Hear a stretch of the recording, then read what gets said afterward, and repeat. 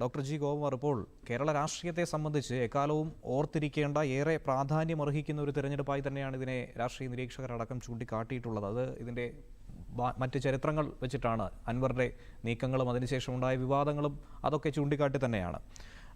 അദ്ദേഹം പറഞ്ഞതുപോലെ തന്നെ ജനങ്ങളെ സംബന്ധിച്ച് അത്രയേറെ പ്രാധാന്യം ഒന്നും തന്നെ അർഹിക്കുന്നില്ല. ഏതാനും മാസങ്ങൾക്ക് ശേഷം അടുത്ത തിരഞ്ഞെടുപ്പും വരാനിരിക്കുകയാണ്. അപ്പോൾ ഈ തിരഞ്ഞെടുപ്പിന് ശേഷം സംഭവിക്കുന്നത് എന്തായിരിക്കും? ഈ പറഞ്ഞതുപോലെ തന്നെ മുഖ്യമന്ത്രി പിണറായി വിജയനെ സംബന്ധിച്ചും പ്രതിപക്ഷ നേതാവ് വി ഡി സതീശനെ സംബന്ധിച്ചും അവരുടെ ഇമേജിന് കോട്ടം തട്ടുന്ന ഒരു തിരഞ്ഞെടുപ്പായി തന്നെ ഇത് മാറും. ആർക്കെങ്കിലും ഒരാൾക്ക് വലിയൊരു തോൽവി ഏറ്റുവാങ്ങേണ്ടി വരും, സ്ഥാനാർത്ഥികളെക്കാൾ ഉപരി. ശരിയല്ലേ?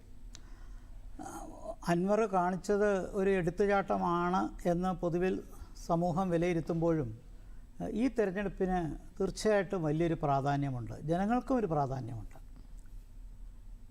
ഒന്ന്, ഭരിക്കുന്ന ഗവൺമെൻറ് അതിൻ്റെ രണ്ടാമത്തെ ടേമിൽ 10 കൊല്ലം തികഞ്ഞില്ല, 9 വർഷം കഴിഞ്ഞു. ആ ഗവൺമെൻറ്റിനെ സംബന്ധിച്ചിടത്തോളം അതിൻ്റെ പ്രവർത്തനത്തെക്കുറിച്ചുള്ള ഒരു റഫറൻഡമായിട്ട് ഈ തിരഞ്ഞെടുപ്പിനെ കാണാമെന്നുള്ളതാണ്. പൊതുസമൂഹം ആ നിലയിൽ തന്നെ അത് കാണുക തന്നെ ചെയ്യത്തുള്ളൂ.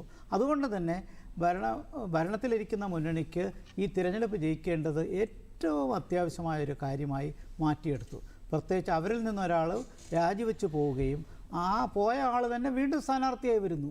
അപ്പോൾ രണ്ട് രീതിയിലുള്ള എതിർപ്പ് ഇടതുമുന്നണിക്ക് ഇവിടെ നേരിടേണ്ടി വന്നു. അപ്പോൾ ഗവൺമെൻറ്റിൻ്റെ പെർഫോമൻസിനെ നോക്കുന്ന ഒരളവ് കോലായിട്ട് ഈ തിരഞ്ഞെടുപ്പിനെ കാണുന്നതാണ് അതിൻ്റെ ഏറ്റവും പ്രധാനപ്പെട്ട കാര്യം. രണ്ടാമത്, പ്രതിപക്ഷത്തെ സംബന്ധിച്ചിടത്തോളം അവർക്ക് തിരിച്ചു വരാൻ കഴിയുമോ എന്നുള്ളതിൻ്റെ ഒരു ആസിഡ് ടെസ്റ്റാണ്. ഒരു ആസിഡ് ടെസ്റ്റ് എന്ന് പറയാൻ കാരണം ലോകസഭയിൽ ജയിക്കുന്ന വേറൊരു കാര്യമാണ്. ദേശീയ തലത്തിൽ കോൺഗ്രസും യു ഡി എഫും ഒക്കെ ദുർബലമാണ്. പക്ഷേ സംസ്ഥാന തലത്തിൽ യു ഡി എഫിന് തിരിച്ച് അധികാരത്തിൽ വരാൻ അടുത്ത വർഷം 8-9 മാസം കഴിയുമ്പോൾ കഴിയുമോ എന്നുള്ളത് നോക്കുന്ന ഏറ്റവും വലിയൊരു ആസിഡ് ടെസ്റ്റാണ്.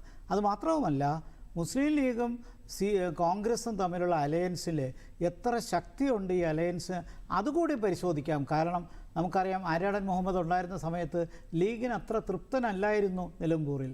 എന്നിട്ട് ആര്യാടൻ്റെ ശക്തി കൊണ്ട് അദ്ദേഹം ജയിക്കുമായിരുന്നു. പക്ഷേ ഇപ്പോഴതിന് ശേഷം അദ്ദേഹത്തിൻ്റെ മകൻ 2016 തോറ്റു, 2021 മറ്റൊരു കോൺഗ്രസ് സ്ഥാനാർത്ഥി തോറ്റു.